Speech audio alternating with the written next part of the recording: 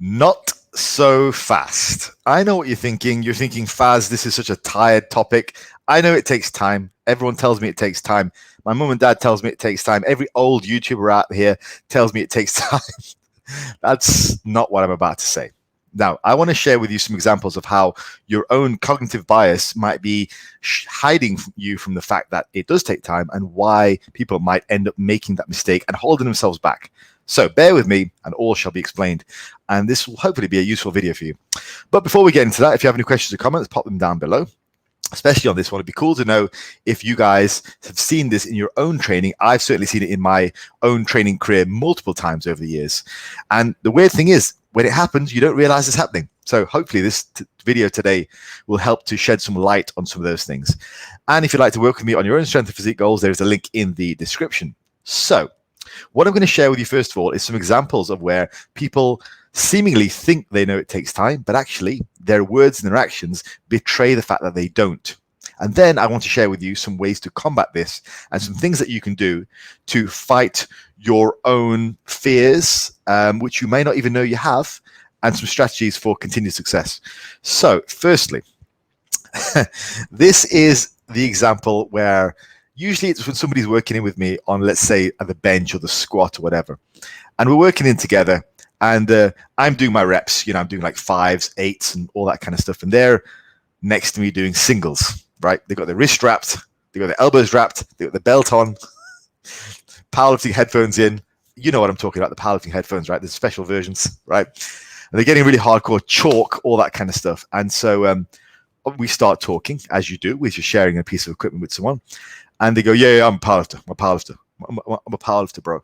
Me, sat there with 15 years of powerlifting competition experience, thinking to myself, okay, let's test this out. Do you compete? Like, no, I don't compete. I've never competed. I'm not sure my lifts would win anything. I need to get better first. Like, okay. So that in itself betrays the first example, that betrays this bias towards not actually knowing that it takes time. No one is thinking you're going to win competitions when you first enter them. Okay, hardly anyone did. I can think of one example of one prominent powerlifter over the last sort of 30, 40 years who was massively dominant over the course span of about a year, which was Kurt Kowalski. He came in and out powerlifting like a whirlwind, came in for about a year, won everything, squatted 1,000 pounds and went out again. But most people build up. Like, no one's expecting you to be Ed Cohen the first time you do a competition. So again, it takes time. And if I'm saying, hey, maybe you should compete, that doesn't mean to think that your 80 kilo wrapped bench press is going to win anything. It's not, but you've got to start somewhere. I take great pride in telling people what my numbers were when I first started. My first competition ever in 2001, first powerlifting competition ever, 2001, I benched 90, squatted 140 and deadlifted 190 at 93 kilos. Embarrassing numbers, right? But there you go. So yes, first example is my lifts aren't good enough to compete. No one's expecting you to win, and you don't have to be world beating in your first competition. It takes time. All right, so next example. So this is usually after a conversation where I'm telling people a bigger muscle is a stronger muscle. So they go, okay, Faz, a bigger muscle is a stronger muscle. Gotcha. I'll do that. So they see the big guy over there deadlifting like 300 kilos and benching 108 kilos, go, right, I want to be stronger than that guy. So they go and pile on like 2 plates, 3 plates on the bench, enlist 1, 2, 3, 4, 5 people to spot them. Trust me, I've seen that happen. Then promptly get injured, never grow. And then they dismiss progressive overload as a fad. It's like, it doesn't work. Like, no. Again, it takes time, small increments. And maybe you're not adding 20 kilos, but maybe you're trying to add 5 kilos at a time. Maybe you're expecting you to add 5 kilos at a time, even just 10 pounds, and keeping your reps up. Maybe you're disappointed if you add weight one week and your reps drop. Well, I'm here to tell you that's quite normal. Maybe you only went up by 1 rep this week. Maybe last week you did, I don't know, 8, 7, 6 on your bench press sets. And this week you did 8, 7, 7. You're like, damn, I suck. No, dude, you went up. It takes time. Some weeks you're not Johnny Bravo, right? Some weeks is 1 rep at a time. It takes time. But overall, This method works, but it takes time. Next is you got to eat for mass. This is another one. And oftentimes when I tell people you've got to eat for mass, they come back with these questions like, are potatoes good fast? Are whey shakes good fast? And what that betrays to me is that they're looking for the perfect program. The perfect program doesn't exist. Okay. And it's this perfectionism which is going to hold them back. And you'll see that later on in the presentation.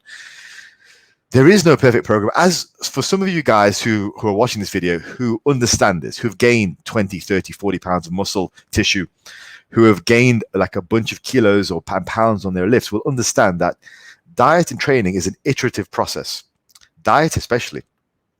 You're changing things all the time to get bigger, to get smaller, for goals that you've got, and just for variety. Like, yes, variety for me is 1 week I spice my roast potatoes, next week I herb my roast potatoes. But there is no perfect program. I'm not sat there thinking, well, which is most ideal? Should I herb my potatoes or spice my potatoes? 1 week I might have lots of rice, 1 week I might have lots of potatoes.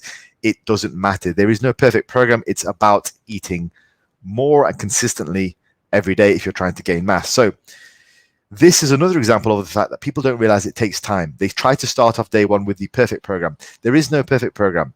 You're going to develop it as you go along, and what works for you will be different to what works for somebody else. Next, the final one is this. So bear with me. We're going to get onto the good stuff in a moment. Final one is this, and this is a conversation that another one that I've had over the years. And this reminds me of a conversation I had about 2 years ago with a local PT. Okay, he was a local PT. He's been PTing for about 10 years. Well, just to put it politely, he doesn't look like a PT. Okay, he's quite overweight. With nothing wrong with being overweight. It's cool, but he charges people to train, right? Now, I got to talking to him, and he was talking about bodybuilding and how he loves being in the gym and all that kind of stuff. And he's really passionate. And I was like, great. And I said to him, why don't you compete? Because in my mind, if you've been at an endeavor for a decade, and if that's actually your career, if your career is in the fitness industry, why don't you compete in something? Like, it doesn't have to be bodybuilding. It could be powerlifting. It could be strongman. It could be whatever. Why don't you just compete in something? Just so if you're so engrossed in that activity for the course of your lifetime, it would be nice to look back when you're an old man and think, okay, I did that. So I said to him, you should compete. And he goes, well, do you think I could? And I made the mistake of saying, yeah, I think you've got the potential to compete. And when I say that, I mean every one of you guys listening right now has the potential to compete, because you can do it if you want to. And so he put up a post the next day on Instagram saying that all the local bodybuilders think I could compete and they have potential, but I'm happy in myself. And I'm like, bro, that's not what I meant. So it's another example of somebody who doesn't want to take it to the next level because they don't understand that it takes time. It is going to take time. Now, I want to just point out one thing that might be leading to these people misunderstanding this concept of it takes time. It's called the fear of failure. Now, for those of you who haven't heard of this concept, and it's quite a popular concept, so I'd be surprised if you haven't, but this is the idea that the prospect of doing something new, okay, prospect of the unknown, presents a certain level of fear in you. Now, for some people, this spurs them on. This activates their fight or flight, and they want to do it. Like for me, when I was younger, I competed for my first competition, was a strongman competition when I was 18. And I guess I did feel fear, but I didn't feel any hesitation. I just thought, this will be cool. Let's do it. And I was 18. I wasn't very strong. This was about 6 or so months before my first powerlifting competition. So I just did it, and it was great. And then I did my powerlifting competition. No fear of failure. It was just, let's go in, let's give it a go, let's see what happens. For me, the new things always spurred me on. And I imagine that probably had stuff to do with having a relatively supportive childhood and all that kind of stuff, blah, blah, blah, whatever, personality traits, the usual stuff. However, for other people, the thought of failure leads to feelings of shame and embarrassment, which leads to inaction. Now, we know from the research that anxiety, low resilience, vulnerability to learned helplessness are predictive factors in people going more towards fear being fear leading to feelings of embarrassment and shame and inaction rather than spurring them on. So fear of failure is is a definite thing, and I think it's well explained in the research, but it's also something which I think affects a lot of people and causes them to have thought patterns like the 4 examples I just talked about. And that's the reason I took my time in talking about the examples, because I want to see if any of those have spurred you on. Because a lot of times we have these biases that we don't realize. And I'm sat here saying this, and you might be sat there going, no, Faz, I'm well aware of my thoughts. Like, dude, trust me. I have done this multiple times in my lifting career, in my bodybuilding career, and I only realized it years later or months later. So you may well be sat there with your own biases about why you can't compete, about why you can't get shredded, about why you can't do whatever. It may well be from a fear of failure. And it's worth exploring that a little bit. But let me talk about how you can improve your mental process and get around that. To reverse this, you build efficacy. And this is a lot of what I do with my clients as well. I build efficacy. You ever heard the concept of the small wins? That's what I do. Now, my little tips here, little checklist tips is, firstly, your small wins have to be grounded in reality. Okay, you can't BS yourself. One of the reasons why people like me and a lot of other YouTubers who are really good, like Steve Shaw from Massive Iron, we get annoyed with social media is there is a lot of BS in social media. Now, I don't mind. Like, people can BS as much as they like. I mean, I'm full of BS as well. But like, in terms of the consequence of that is this: when they BS themselves, celebrating wins becomes a non-issue. Like, there are no wins to celebrate because everything's fake. That's where I see the problem. And I suspect that's where a lot of other YouTubers get frustrated as well. A lot of real guys get frustrated, is because if you are always celebrating your wins and you're never highlighting your errors and building on those, then you're never really building efficacy, because you're just doing the same thing. You've got that fear of failure because you're never actually highlighting your failures. There are many times where I've failed. I mean, one of the reasons I don't powerlift anymore is because I've had lots of injuries, and probably some of them was because I did things wrong. I just got carried away in the moment. So it happens. You've got to be grounded in reality. So the first way towards building efficacy is being grounded in reality. I use a block system with my clients, in which, and there's nothing special about block periodization. I've said this multiple times. The reason I use block periodization is more from a psychological aspect, because it gives you a breathing room, a week in which to deload and evaluate what happened in the last however many 6 weeks. Within each block, you want to create small goals, evaluate them, tick them off, but only if you succeed, recognize you've done that, and then celebrate them. So my clients will tell you, I don't celebrate just like nonsense. Okay. I'm very cerebral when it comes to what I celebrate and highlight, but when my clients do achieve, and they do achieve a lot, I highlight that, I celebrate that on my Instagram page, I give them messages, I give them praise. At the same time, if something didn't go to plan, we have to recognize that, because that's how we get better. Being grounded in reality will improve your confidence, will improve your efficacy, and will ensure that you don't have a fear of failure because you've acknowledged it. You know that failure happens. Sports is one of the best ways to teach somebody how to succeed and how to fail, because in sports, you typically have somebody who fails and somebody who wins. So somebody who wins and somebody who loses.